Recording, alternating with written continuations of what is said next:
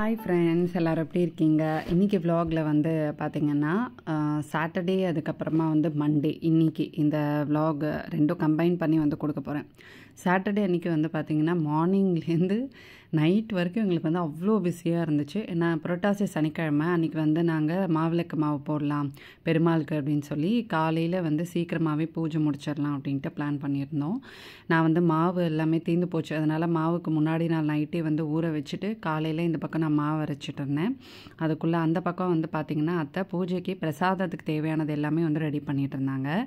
என்னால் வந்து ரெசிபீஸ் ஃபுல்லாக வந்து கவர் பண்ண முடியல. பிகாஸ் நான் இந்த பக்கம் அந்த பக்கம் நான் வேலை வந்து பிஸியாக போயிட்டு இருந்ததுனால நான் இன்னொரு நாள் உங்களுக்கு வந்து இந்த ரெசிபி எல்லாம் ஷேர் பண்ணுறேன்.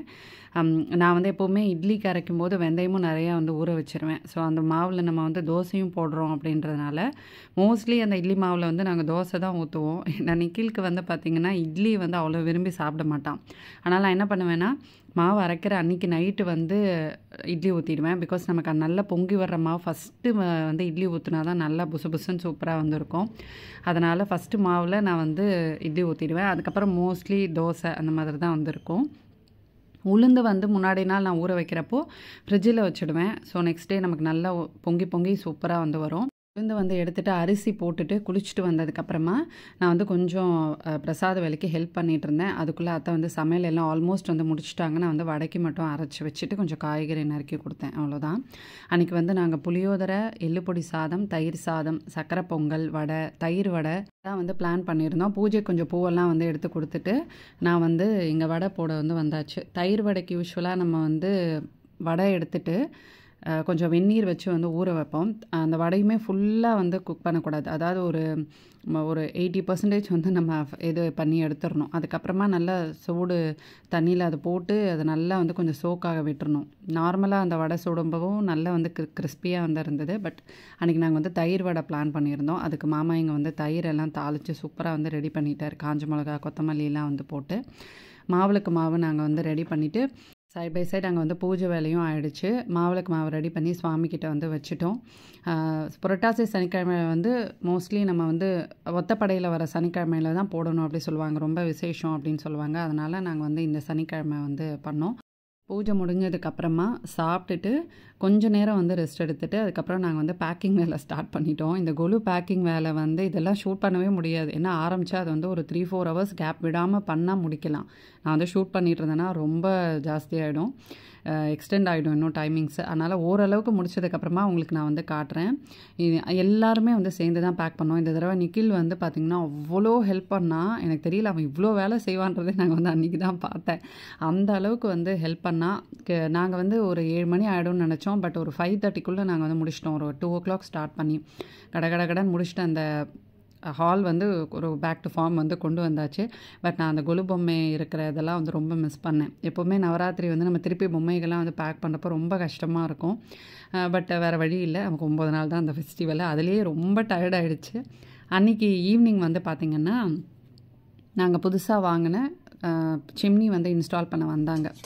ஸோ அந்த வேலை வந்து ஒரு நைட்டு 9:30 மணி வரைக்கும் போச்சு. அதெல்லாம் முடிச்சுட்டு அதுக்கப்புறமா தான் நாங்கள் வந்து டின்னர்லாம் பண்ணி இன்றைக்கி டேவை வந்து வைன் பண்ணோம் நாங்கள்.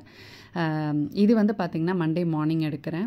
சிம்னி வந்து நம்ம கிச்சனில் நம்ம வந்ததுலேருந்தே போடணும் அப்படின்ட்டு தான். பட் இப்போ தான் எங்களுக்கு வந்து டைம் வந்திருக்கு அந்த சிம்னி இன்ஸ்டால் பண்ணுறதுக்கு. யூஸ்வலாக பின்னாடி வால் இருந்தது அப்படின்னா டைரெக்டாக வாலில் வந்து பண்ணிவிடுவாங்க. பட் நமக்கு வந்து இங்கே விண்டோ இருக்கிறதுனால ஒரு ராடு கொடுத்து அந்த விண்டோவில் தான் வந்து அந்த சிம்னியை இது பண்ணாங்க, ஃபிக்ஸ் பண்ணியிருந்தாங்க. இந்த எக்ஸ்ட்ரா ராடு வந்து கொஞ்சம் இருக்குது. அதை வந்து மண்டே, அதாவது இன்றைக்கி காலையில் வந்து ஒரு மத்தியானம் போல் வந்து அதை கட் பண்ணி கொடுத்துட்றோம் அப்படின்ற மாதிரி சொல்லியிருந்தாங்க.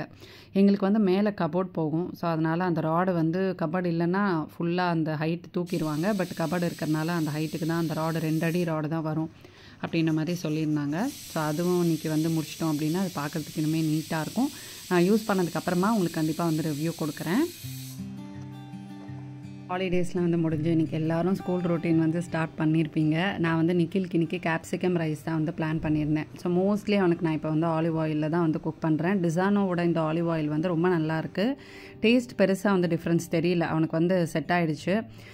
மோஸ்ட்லி அவன் வரைக்கும் செய்கிறப்போ பாஸ்தா அதெல்லாம் செய்கிறப்போ நான் அந்த ஆயில் தான் வந்து யூஸ் பண்ணுறேன். இது வந்து நம்மளோட இந்தியன் குக்கிங்க்கு செட் ஆகிற மாதிரி தான் வந்து இருக்கும். ஸோ அதோட ஃப்ளேவர் அரோமா எல்லாம் ரொம்ப சூப்பராக இருக்கும். ரொம்ப லைட் வெயிட்டாக தான் வந்து இருக்கும். நம்ம வந்து பிரியாணி பண்ணுறதுக்கு புலாவ் தோசை எல்லாத்துக்குமே இது வந்து யூஸ் பண்ணலாம். இப்போ சப்பாத்தி பரோட்டா பூரின்னு எல்லாத்துக்குமே யூஸ் பண்ணலாம். நம்ம வந்து ஃப்ரை பண்ணிலாம் வந்து பண்ணுறப்போ ஆலிவ் ஆயிலில் வந்து பண்ணுறப்போ நமக்கு இனிமேல் அது ஹெல்தி. ஏன்னா இது வந்து 0 கொலஸ்ட்ரால், இது வந்து டிரான்ஸ்ஃபேட் ஃப்ரீயும் கூட. இந்த ஆயில் வந்து நமக்கு எல்லா சைஸ்லேயும் வந்து அவைலபிளாக இருக்குது. ஸோ உங்களுக்கு எந்த சைஸ் வேணுமோ நீங்கள் வந்து பர்ச்சேஸ் பண்ணிக்கலாம். ஸோ இது வந்து ஆன்டி ஆக்சிடென்ட்ஸ் இதில் வந்து நிறையா இருக்குது, ஆன்டி இன்ஃப்ளமேட்டரி ப்ராப்பர்ட்டிஸ் இருக்குது. ஸோ அதனால் கொஞ்சம் கொஞ்சமாக நம்ம இப்போ வந்து ஹெல்தி வெர்ஷன் ஆஃப் குக்கிங்க்கு வந்து எல்லாருமே கொஞ்சம் கொஞ்சம் அடாப்ட் ஆகிட்டு இருக்கோம். நிறையா நம்ம வந்து ஃபாலோ பண்ணுறோம். ஃபஸ்ட் நம்ம மாற்ற வேண்டியது வந்து பார்த்திங்கன்னா ஆயில் தான். ஸோ அதனால் இப்போ தான் நான் வந்து ஸ்டார்ட் பண்ணியிருக்கேன். இது வந்து இப்போ தான் கொஞ்சம் கொஞ்சமாக குக்கிங்லேயும் நான் வந்து இன்க்ளூட் பண்ணிகிட்ருக்கேன். நான் அன்றைக்கி வந்து உருளைக்கிழங்கு கேப்சிகம் ரைஸ்க்கு வந்து ஒரு பவுடர் ரெடி பண்ணேன். அதை லைட்டாக வந்து ஃப்ரை பண்ணி அந்த பவுடர் ரெடி பண்ணுவேன். அதுக்குன்னு எல்லாத்துக்குமே அன்றைக்கி வந்து அந்த ஆயிலில் தான் நான் குக் பண்ணேன். உங்களுக்கு வந்து பெஸ்ட்டாக ஏதாவது ஆலிவ் ஆயில் நீங்கள் வந்து ட்ரை பண்ணி பார்க்கணுன்னு நினச்சிங்கன்னா, கொஞ்சம் அஃபோர்டபுளாக ட்ரை பண்ணி பார்க்கணுன்னு நினச்சிங்கன்னா டிசானோ வந்து கண்டிப்பாக நீங்கள் ட்ரை பண்ணலாம். சூப்பராக இருக்குது இது. இப்போ இங்கே வந்து பார்த்திங்கன்னா உருளைக்கிழங்கு சைட் பை சைட் நான் வந்து அங்கே இந்த மாதிரி பெரிய பெரிய ஸ்லைசஸாக வந்து போட்டுருவேன். காலையில் அது கடகடன்னு கொஞ்சம் வந்து குக் ஆகிடும். ஸோ இந்த பொடி வந்து பார்த்திங்கன்னா ஒன்றும் இல்லை, சாம்பார் மேல் பொடி தான்.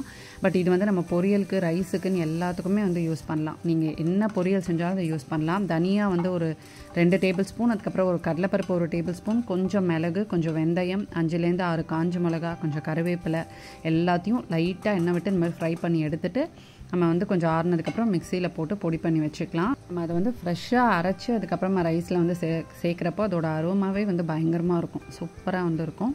பட் இது ரைஸுக்கு வந்து நமக்கு கொஞ்சம் எண்ணெய் ஜாஸ்தியாக தேவைப்படும். ஏன்னா அது பொடின்றதுனால நமக்கு எந்த அளவுக்கு நம்ம அதை சேர்க்க அது ட்ரை ஆகும். நம்ம பண்ணுற அந்த இது அந்த கிரேவி மாதிரி கிடையாது, ஒரு மிக்ஸ் மாதிரி ஒன்று பண்ணுவோம்ல அது.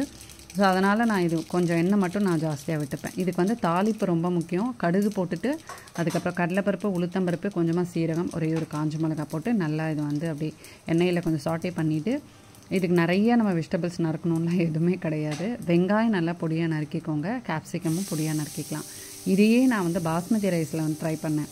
அதாவது வெங்காயம் வந்து இந்த மாதிரி பொடியாக நறுக்காமல் ஸ்லைசஸாக வந்து நறுக்கிட்டு, கேப்சிகமே நீளமாக நல்லா சின்னதாக மெலிசாக நீளமாக நறுக்கிட்டு நல்லா வதக்கிட்டு, இதே மெத்தட் தான் அந்த பொடியை போட்டுட்டு நம்ம வந்து பாஸ்மதி ரைஸ் தனியாக நம்ம வந்து குக் பண்ணி எடுத்து வச்சுட்டு அதுக்கப்புறம் அந்த ரைஸை சேர்த்து பண்ணுறப்போ அது வந்து வேறு டேஸ்ட் வந்து இருந்தது.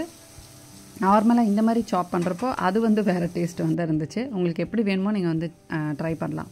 பிகாஸ் குழந்தைங்களுக்கு வந்து இந்த மாதிரி கொடுத்தா சாப்பிட மாட்டாங்க. பாஸ்மதி ரைஸில் பண்ணால் சாப்பிடுவாங்கன்னா அது வந்து ஒரு வேறு டேஸ்ட் இருக்கும். பார்க்குறதுக்கு வந்து கொஞ்சம் புலாவ் மாதிரி அது ரொம்ப சூப்பராக இருக்கும். அந்த மாதிரியும் நீங்கள் வந்து ட்ரை பண்ணி பாருங்கள்.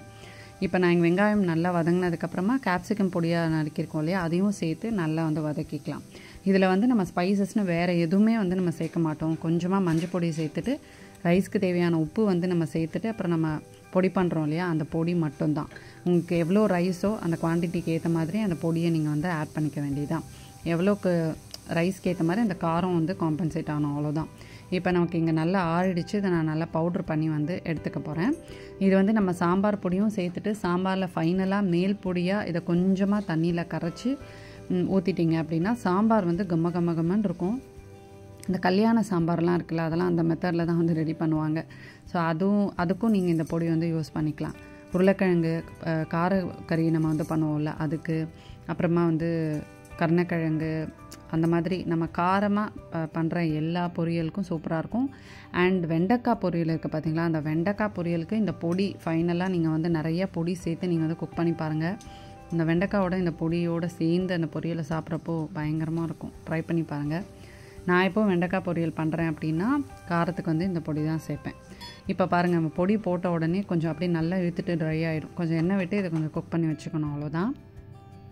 இங்கே சைட் பை சைட் நிக்கிலுக்கு வந்து பார்த்திங்கன்னா கார்ன் இருந்துச்சு. சரி, அதை கொடுக்கலாம் அப்படின்ட்டு இந்த ஸ்டீமர் பாட்டில் வந்து இது பண்ணி வச்சிடலாம், குக் பண்ணிடலாம் அப்படின்ட்டு நான் ஆல்ரெடி அந்த இதெல்லாம் எடுத்து வச்சுட்டேன். கார்னோட அந்த பீசஸ்லாம் அப்படியே நல்லா உதிர்த்து எடுத்து வச்சுருக்கேன். இது வந்து ரொம்ப ஈஸியாக இருக்கும். டக்குன்னு நம்ம நிறைய நீங்கள் வந்து ஸ்டீம் ஃபுட்டில் சாப்பிடுவீங்க, வெஜிடபிள்ஸ்லாம் சாப்பிடுவீங்க அப்படின்னா இது வந்து பெஸ்ட்டாக நீங்கள் வந்து வாங்கி வச்சுக்கோங்க. இது ரொம்ப கம்மி தான். இந்த மாதிரி நிறையா நமக்கு வந்து அகரோவில் நிறையா குக்கிங் பாட்டு அந்த மாதிரி இருக்கும். ஸோ இந்த மாதிரிலாம் டக்கு நம்ம பண்ணுறப்போ எல்லாத்துக்குமே நம்ம வந்து கேஸையே டிபெண்ட் பண்ணணும்னு இல்லை, சைட் பை சைட் நம்ம வந்து இந்த பக்கம் ஒரு வேலை அந்த பக்கம் ஒரு வேலைன்னு பண்ணிடலாம். வித்தின் ஃபியூ மினிட்ஸில் வந்து உங்களுக்கு ஏதாவது வேகணும் வெஜிடபிள்ஸ்னால் வந்து ரெடி ஆகிடும்.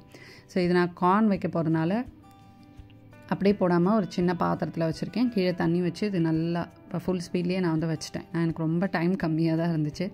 7:15க்கு நிக்கிலுக்கு வந்து பஸ் வந்துடும். நான் 7 மணிக்கு தான் இதை வந்து வச்சேனே.